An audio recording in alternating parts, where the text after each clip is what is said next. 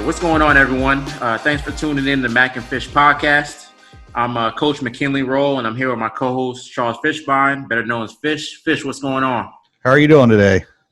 Hey, I'm good, man. I'm good. I think we have a great show this episode. Today, we're going to touch on JUCO football. We have two great representatives that can speak on JUCO football. Fish, give me your thoughts on JUCO. Yeah, it's become bigger and bigger as you get more into college football. It's kind of become part of almost like free agency. JUCO football has become huge. You go all the way back to what Walter Jones did at Florida State, and ended up an All-American, ended up a Pro Bowler, and he filled a major need. So you could get these guys that are grown men. They're not high school young kids at that point. You get them, they're grown up. A lot of them have to learn, being at a JUCO, the responsibilities. I remember Coach Schiano used to always say, you could go two ways. If you go the JUCO route, it's like being on the highway and getting off and exiting. You have to, have the right frame of mind to go to one of these junior colleges and stay the course, and then eventually go on to a 4-year school and still have success. But it's become such an important thing. You look at the Alabamas, how many guys they've taken at the JUCO level, and a lot of these schools, Auburn, Cam Newton's probably one of the most famous junior college guys out of Blinn. But Coach, Beam is going to, elaborate a little more on it because he has so much more experience. The one thing going into Coach Beam, I'm looking at some of the stuff I looked up, 160-33 at Skyline High School as a high school coach in Oakland, 15 league championships. You're talking about 4 undefeated seasons, put in over 100 players into the Division I ranks. I mean, these are stats that probably aren't duplicated by too many junior college coaches. A 90% graduation rate. I mean, that's wow. You don't even see that at the high school level, let alone guys that struggle at the high school level and have to go to JUCO to get their grades up. Tremendous job by Coach Bean and his staff being able to do a lot of these and things and being so successful. And that's why I was so excited and eager to get Coach Bean on our podcast today. Yeah, we're thrilled to have Coach Beam. I was able to watch the Last Chance U on Netflix, and Coach, I just wanted to let you know, man, I have a lot of respect for you, how you run your program, and it came off very well. I think you're a great representative of Oakland and Laney, the college there, and just wish you best of luck. And you're a legend, so we're glad to have you. Well, thank you. I appreciate you. I know Fish and I met way back, I think about 2005, 2006. We did the All-American game down in Orlando with Chuck Muncie, and then it was phenomenal. We had the Ponces. We had Star Ukulele. I mean, we just had dudes, right? And so Fish was a guy that already knew these guys. I mean, I was surprised how he just knew all these great players and great evaluator of talent. So I really appreciate coming on the show. I think one of the things that you talked about, the reason that junior college football or community college football is such a great avenue is this. I want you to you're an 18-year-old kid. You're going to leave your house for the first time, and you get recruited across the country somewhere, especially if you're from California, right? So you're leaving sunny California. You go somewhere where it's rainy, it's snowing, you're away from your mom for the first time, and then you're not playing. Kids, that doesn't work for them, right? They're like, oh man, this is not good, and they end up getting homesick, right? Different things happen, and they come and then they leave. But when you come out of a JC, out of a community college, you're now 20 years old, and so when you go to leave, your mama's ready for you to leave. You're ready to leave your mama, right? So you go and you want to be out. Plus, the Florida States, Alabama. You guys talked about Alabama. Alabama does a great job recruiting JC players. They're bringing you in to start. They're bringing people not to develop, but to start. They see you. You've already been playing against grown men, and they're bringing you in to play right now. And so I think the JC is a great avenue for a lot of people. I mean, we have a guy, C.J. Anderson played in the Pro Bowl, went to 3 Super Bowls, right? 2 with Denver, 1 with L.A. And, he was not recruited out of high school. He had some great issues, but he was a quarterback.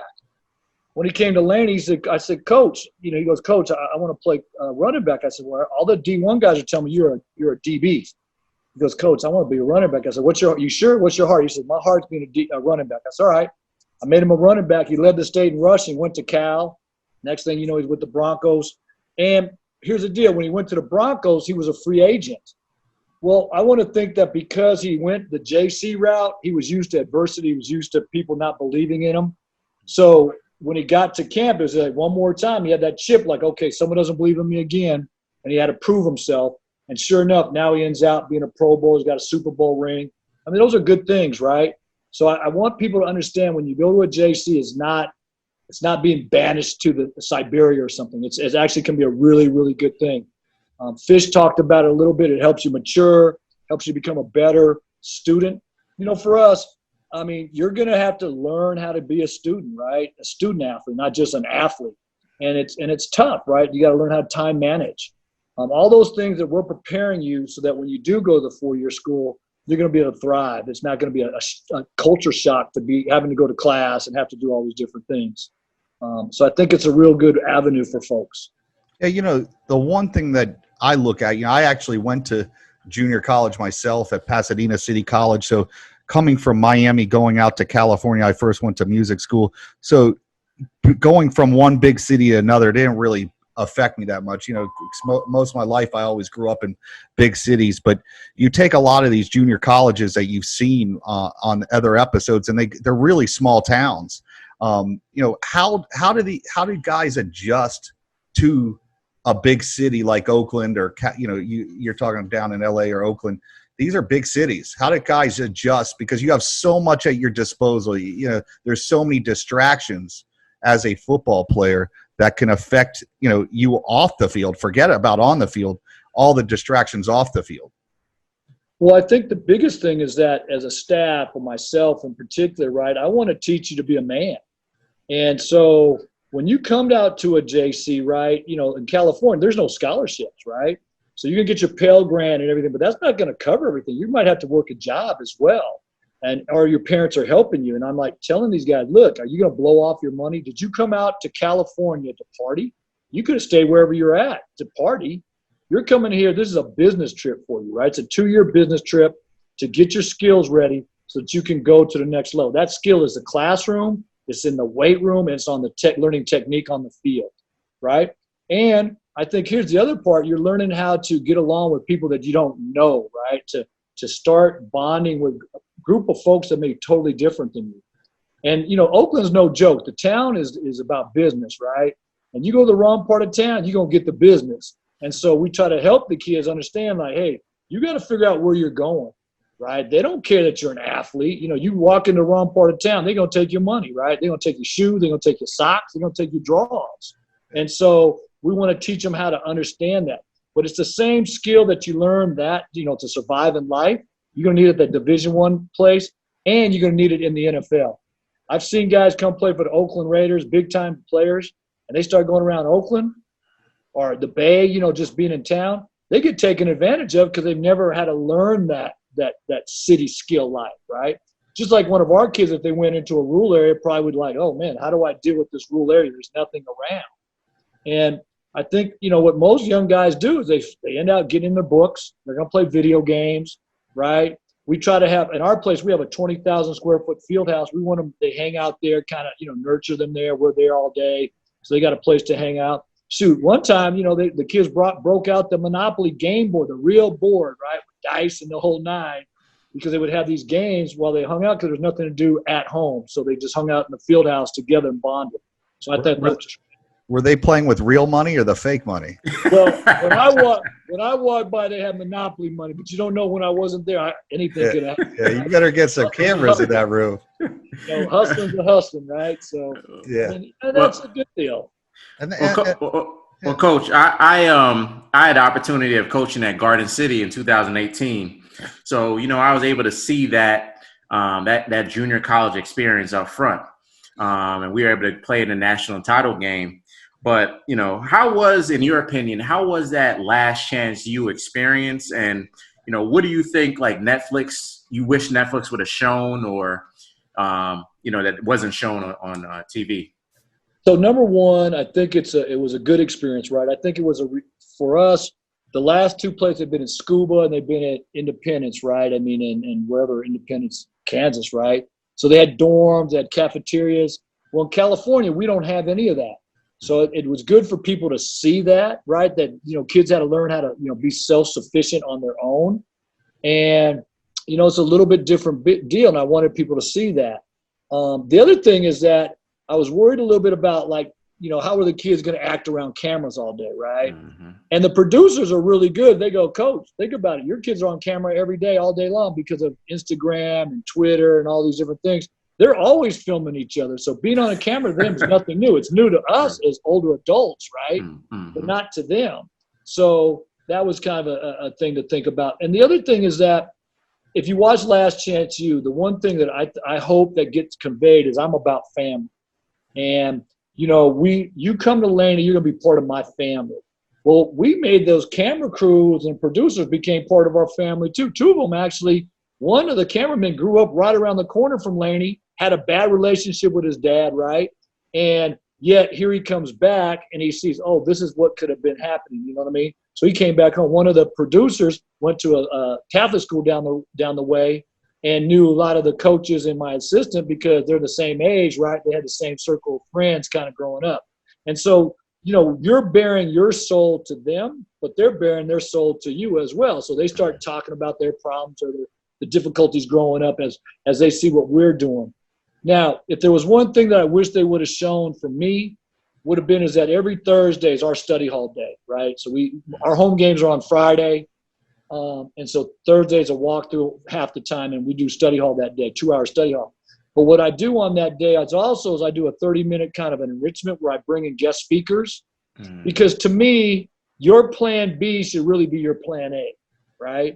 You're blessed. You have family that played in the NFL, correct? Yes, sir. How long did they play in the NFL? 2 years. Okay, that's great. That's about the average, right? Yes, sir. I had a guy play for 10-plus years, right? Well, when he was done, he's 32 years old. What's he going to do for the rest of his life? Yeah. And so we want to understand it. So I bring in all these ex-guys that played. Most of them played for me. All of them are black. And they come in and they start. That's what the police officer was, right? That was the Thursday that he came to do that when he talked about the police and dealing with, young black men in the community. And so I bring in these guys in and they talk about, like, one came in and talked about how he was dyslexic. And he was in trouble in school. He got kicked out of class on purpose because he didn't want to have to read out loud. And then he asked the kids, how many guys here have problem reading? Now, you got 100 dudes in there, right? No one wants to tell they can't read. And so he just kept saying, really, none of y'all have problems? And finally, 2 people, 5, 10, 11. So once we got 11 guys raising their hand, now I see that. I can go get them help. Yeah. And that's what he said. You got to be ready to ask for help, right? So I want to make sure. We had another guy come in, an NFL player, right? He was an Outland Trophy winner, Notre Dame guy, won a Super Bowl. He came in. He's a 6'5" black man. He talked about how he was sexually abused as a kid. Wow. Now, you tell me that's not deep? Wow. And the wounds that it caused for him to heal? But he shared that with these young brothers. And the young brothers, I'm not saying they had that same thing, but they had other traumas in their life. And so now they could express that to me. I had one guy come in, played at UCLA. He talked about how the coaches there wouldn't let him go to lab classes because he wanted to be a doctor. And so they try to keep it. So guess what? He's now a doctor, right? So, hey, you know what I'm saying? He got his priorities right. We do financial literacy, right? So how many guys do you know, you're talking to your family in the NFL, they get that weekly check, thinking that check goes every week for the whole year and not just 16 weeks, right? Yep. So we start talking about financial literacy, how to invest your money, how to buy a house, what the investments are. So that's the part I wish they would have shown. I mean, you also saw where I talked about, mental health and my wife being a therapist, right? And she is willing to work with. So she came in a whole thing on mindfulness, teaching them how to breathe when they're stressed, right? When things are going bad, how can you recenter yourself? So I wish they would have shown all of that. I think it would have been nice. But I think you and everybody's telling me that you got that feeling from watching it. Absolutely. Me, I wish it would have been more of an important part because I think that's what I do. For 40 years, I've got all these guys that go to the NFL, right? And all these guys go to Division I. And I'm proud of that. Don't get me wrong. But I'm more proud of how many young men I've made turn into men, young black athletes or brown athletes or white athletes that I turn into men that are now fathers who did not have fathers in their lives, who are husbands who did not see their mom with a husband. You know what I mean? Mhm. I'm proud of that. If we Yeah, I put a mean- step up on that, I know I'll win the record. You know what I'm saying? I think that's something that gets overlooked as a coach is how successful are these players once they're done with football. There's a lot of coaches I've seen that are, they're tough on their kids, and people are like, man, that coach is so tough. I remember Coach Trickett at Florida State was very tough. But if you looked at those guys once they were done with football and how successful they were, a lot of these guys ended up bankers. And I think that tough love, you saw it in your program when you watched Last Chance U, is that fine line of when you had to put the finger down on these guys and when to lay off. And that's the one thing that I noticed, especially with these Last Chance U's, is that these kids have so many things going on. And you're not just a head coach, a football coach, and you're literally their therapist. Everything. You're not personally. I don't think you guys are paid enough for what they ask of you as a coach. But it's amazing of how many jobs you really have. If you had all these titles, you'd run out of paper for all the titles you have. You do, and I think one of the things that's different, like Fish, think about this for a minute, right? And this maybe makes me a little bit different than some, right? I have chosen not to leave Oakland. So since I'm in Oakland doing what I'm doing, right, I'm going to see that reward coming back, right? I get to see the fruits of my labor in essence, right? Whether there was one scene where the fire department came onto our field, a couple of guys, well, that guy played for me. I thought he was a surefire NFL safety, right? 6'2", could run 4.5, brought the hat. And, but it didn't work out. He's got a degree, but more importantly now he's a firefighter in Oakland. So he's helping the next generation of folks. And so that's huge for me. And so I wanted to make sure that that's what I do, whereas if you're at Garden City or you're at Independence School, but I don't know that those kids will come back and be in that, in that town after they leave, right? They're gone, right? It's kind of like a mercenary. They left. Well, our kids are going to come back and be a part of the community. Coach, what as far as the next season, 2021, you guys have moved to the spring season, correct? Yes. So how has that been? Talk a little bit about that as far as you taking your program there and you being the athletic director. How have you been able to juggle all of that? So it's been tough, to be honest. That's a great question because I spend most of my time learning about COVID and how to keep people safe from COVID. And all the different things that are happening. And everything I learned this week, it changes next week because there's new science once a week, it seems like, right? And so I feel like I'm back in graduate school reading new articles and trying to learn stuff. At the same time, I'm trying to recruit players, right? And try to convince them to come to Laney. But here's the problem. A lot of these seniors, they're depressed, right? They didn't have their senior year. They didn't get to run in the state track meet. They didn't get to go to the prom. They didn't get to go to walk the stage that they've been waiting for 12 years to finally walk the stage, right? Mm-hmm. And now you're trying to convince them to come to a JC.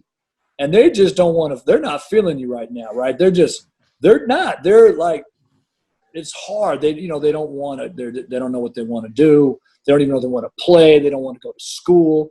Their parents are putting pressure on them. Hey, we need help at home. There's no money. You got to go get a job, There is mental health issues going on, and I can't even provide the help I'd like to right now. I can do Zoom, but that's about it. So it's been really tough. The other piece I think is that for us on the plus side, my freshmen are coming back, like 4 or 5 already have offers. I'm telling them, hey, you great. You got this offer. You bust your ass in school this semester. Oh, we're going to go 6 classes, right? We're going to load up like in units. So you can get your AA degree in December. You're going to get to go to a 4-year school now and have 3 years of eligibility versus 2. So let's turn lemons into lemonade. And they're kind of bought into that whole deal. Yeah, okay.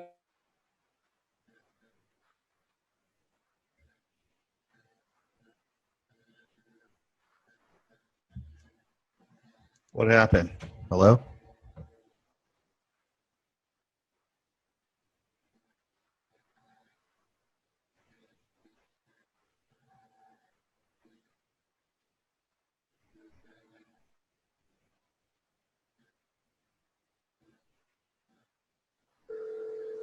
If you see the show, I got two young. I got a receiver coach and a defensive assistant, young guys in their 20s. They put my stuff up. I mean, I tell them what to put up. I give them the pictures. I write that little thing. I don't even know. Let me look. Hold on, that's a good one though. We just want people to be able to follow you. You know. I'm Coach John Beam, I think, on Instagram. Okay. And let me see what I am on Twitter. Coach John Beam. Oh, at Beam _coach. So at Beam _coach. But I think it still goes under Coach John Beam. But can I just say this? For a guy that knows nothing about social media, I now have over 10,000 followers. So they say that means I get a blue check. Now, I don't know what a blue check is. That means you're official, Coach. That means you're official. So, Coach, that's why we had you on here, to be honest with you. We saw that 10,000. What? Yeah, we know about those 10,000 followers. That's why we have you on now, you know?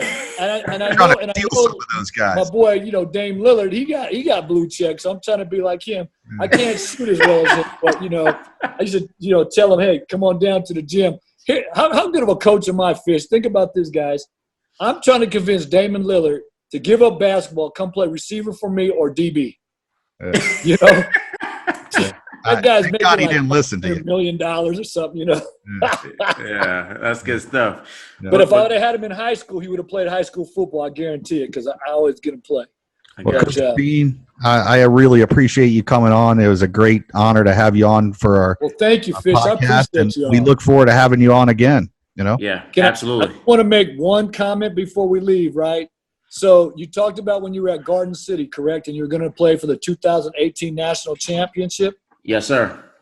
How can you play that? You didn't play Laney. We were the state #1 team in the country.